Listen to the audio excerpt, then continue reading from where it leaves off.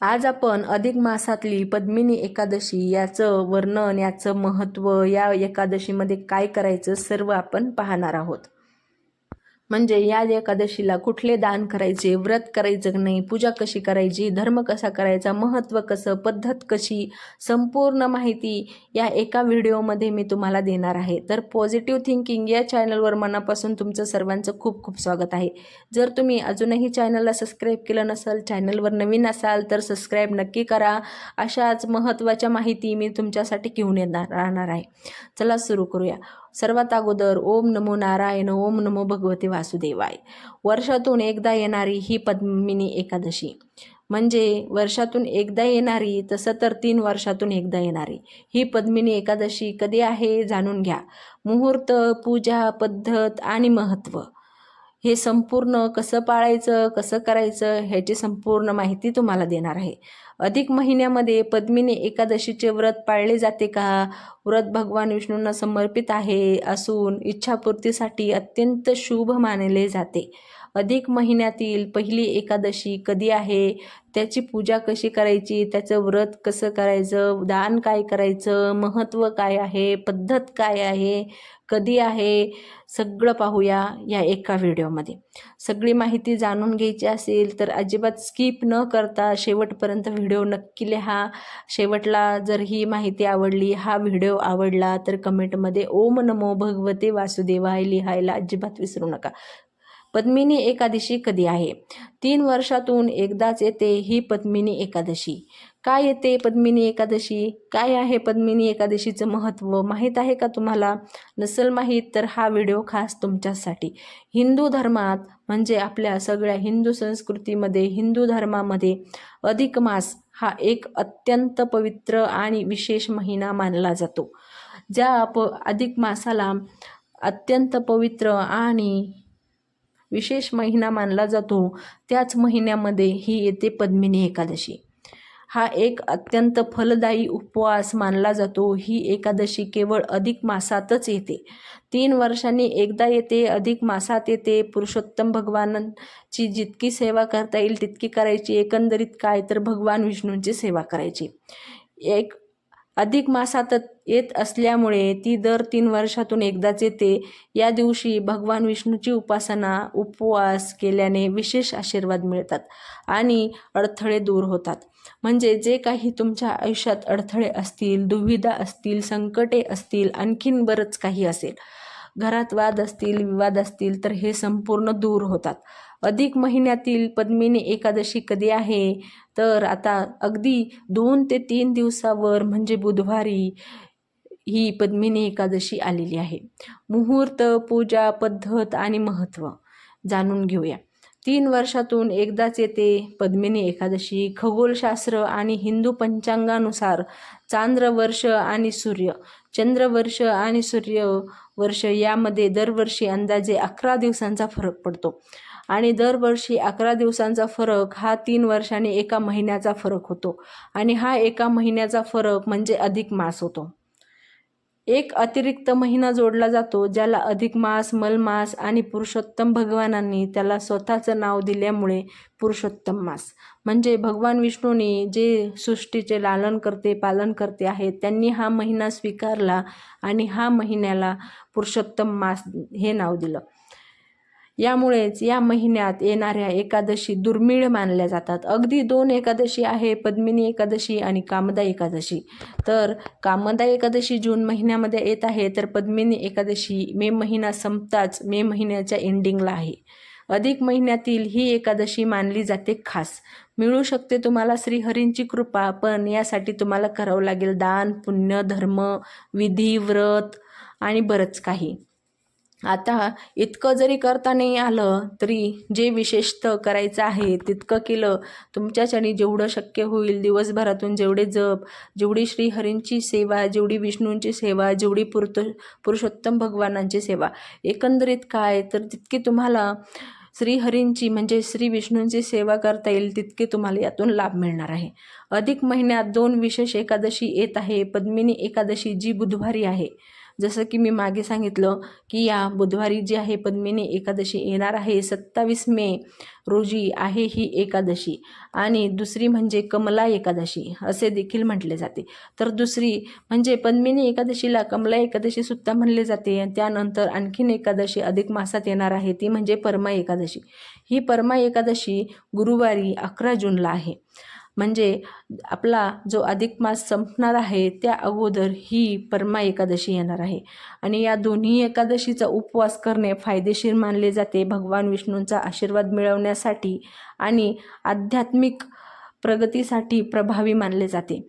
म्हणजे हे व्रत तुम्ही केलं तर तुमच्या आयुष्यातले अडथळे अडचणी संपूर्ण दूर होऊन तुम्हाला एक नवीन चालना, भगवान विष्णूंचा आशीर्वाद आणि मलमास तुम्हाला लाभेल असं काहीतरी आपण या व्हिडिओमध्ये तुम्हाला सांगणार आहे. तर पद्मिनी एकादशी बुधवारी आहे 27 मेला. एकादशीचा उपवास पाळला गेला तर उत्तमच आहे. सोन्याहून पिवळा आहे एकादशीला जर तुम्ही उपवास केला तर.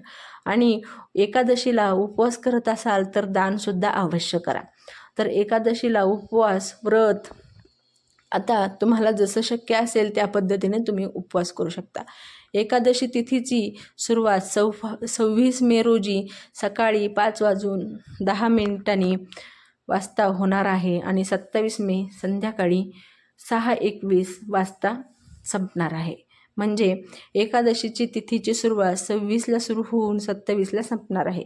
पद्मिनी एकादशीच्या दिवशी आपल्याला काय काय करायचं, काय करण्याची पद्धत आहे, कसं महत्त्व आहे, कशी विधी आहे, हे संपूर्ण आता जाणून घेऊया. एकादशीच्या दिवशी सकाळी ब्रह्ममुहूर्तात उठलात तर अगदी सोन्याहून पिवळा आहे. कारण कुठल्याही देवाची पूजा ब्रह्ममुहूर्तात केली की त्याचे उत्तमच लाभ मिळतात, उत्तमच फळ मिळतं. आणि ज्यावेळेस आपल्याला ब्रह्ममुहूर्तात शक्य नसेल तर मग आपण दिवसभरातून कधीही केली तरीसुद्धा चालेल. पण मी तर म्हणेन की तुम्ही ब्रह्ममुहूर्तावर उठूनच स्नान करून एकादशीच्या दिवशी पूजा करावी. तर एकादशीच्या दिवशी सकाळी ब्रह्ममुहूर्तावर उठून अगदी स्वच्छ पाण्याने स्नान करावे. या दिवशी साबणाने स्नान करणे निषिद्ध मानले जाते. त्यामुळं होत असेल तुमच्याच्याने शक्य तर हे रासायनिक क्लीनर वापरणे टाळा या दिवसासाठी. कारण ही जी एकादशी आहे अधिक मासातली ही खूपच लाभकारी आहे, खूपच फलदायी आहे.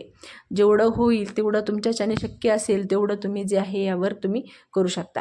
त्यानंतर देवघर स्वच्छ करून एका चौरंगावर विष्णू किंवा मग तुमच्याकडे विष्णूची मूर्ती नसेल तर बाळगोपाळ, शालिग्राम ही यंत्र यांची स्थापना करावी. म्हणजे स्वच्छ देवघर करून चौरंग करून स्वच्छ त्यावर एक पिवळं वस्त्र जे आहे अंथरून यावर बाळगोपाळाची मूर्ती किंवा मग एखादा विष्णूचा फोटो असेल तर तो स्थापन करावा.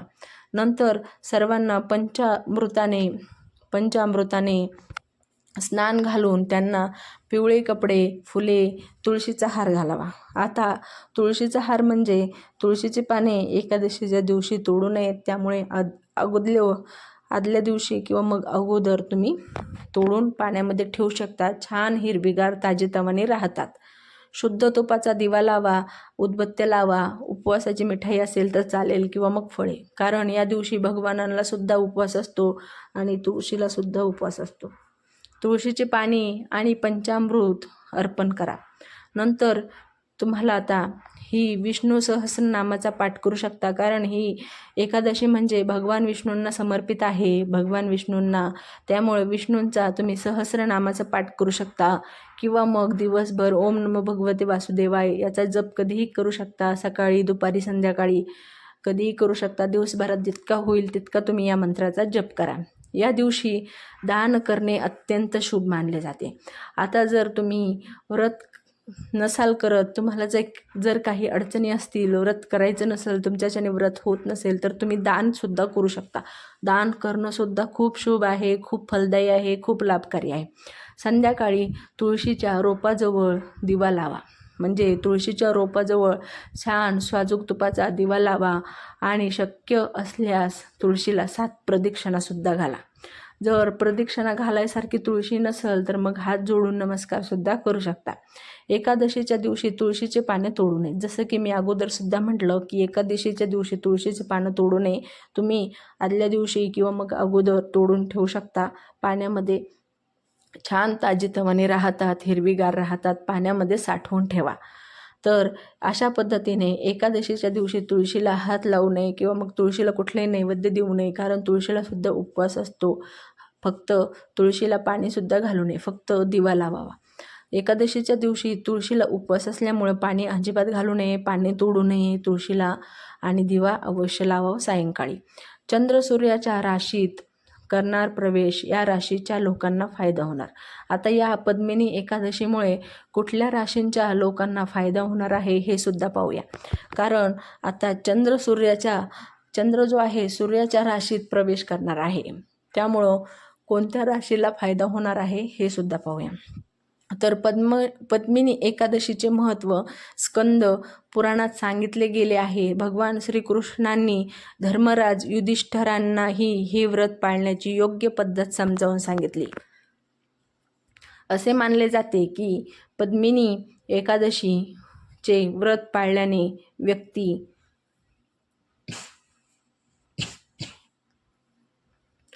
भूतकाळातील आणि वर्तमान काळातील, म्हणजे हा जो व्रत आहे एकादशीचा, पद्मिनी एकादशीचा, हा व्रत केल्याने भूतकाळातील आणि वर्तमानातील म्हणजे भविष्यातील नाही सांगता येणार, पण वर्तमानातील आणि भूतकाळातील सर्व पापांपासून मुक्त होऊ शकतो जर एखादी व्यक्ती विधीनुसार आदिमास एकादशी म्हणजे पद्मिनी एकादशीचे व्रत पाळते. म्हणजे जी मी पहिल्यापासून तुम्हाला विधी सांगितलेली आहे त्याच विधीने जर तुम्ही व्रत पाळले ना पद्मिनी एकादशीचे, तर तिला भगवान विष्णूचे निवासस्थान असलेल्या वैकुंठ धामात स्थान मिळण्याचा लाभ होतो. म्हणजे तुम्ही जितकी मनोभावे ही एकादशी पाळता, मनोभावे जितकं ह्याचं स्मरण करता, मनोभावे दान करता, मनोभावे व्रत करता, तर याला डायरेक्ट विष्णूचे जे निवासस्थान आहे वैकुंठधाम, तिथे याला स्थान मिळतो. स्थान मिळण्याचा लाभ होतो. दान करण्याचे महत्त्व. आता एक पद्मिनी एकादशीच्या दिवशी दान काय करावे, दान करण्याचे महत्त्व आणि दान कुणाला करावे. गरजू लोकांना दान करावे. तांदूळ, डाळ, पीठ, तूप, मीठ आणि फळे. आता यातून तुम्हाला जे शक्य होईल ते, किंवा मग सर्व दिलं तरीसुद्धा चालेल. दान करण्याच्या महत्त्वावर भार दिला जातो. असे मानले जाते की पद्मिनी एकादशीला केलेल्या दानाचे अनेक पटींनी फळ मिळते आणि जीवनात सुख समृद्धी येते. म्हणजे पद्मिनी एकादशीच नाही तर संपूर्ण एकादशीमध्ये जरी आपण दान केले तरीसुद्धा खूप छान लाभ मिळतो, खूप छान फळ मिळते. पण अधिक मासातली जी एकादशी आहे पद्मिनी एकादशी आता येणारी, यामध्ये दान केल्यामुळं त्याच्या 100 पटीने फळ जास्त मिळते. म्हणजे इतर एकादशीला आपण जे दान करतो ना आणि ह्या एकादशीला जे दान करतो तर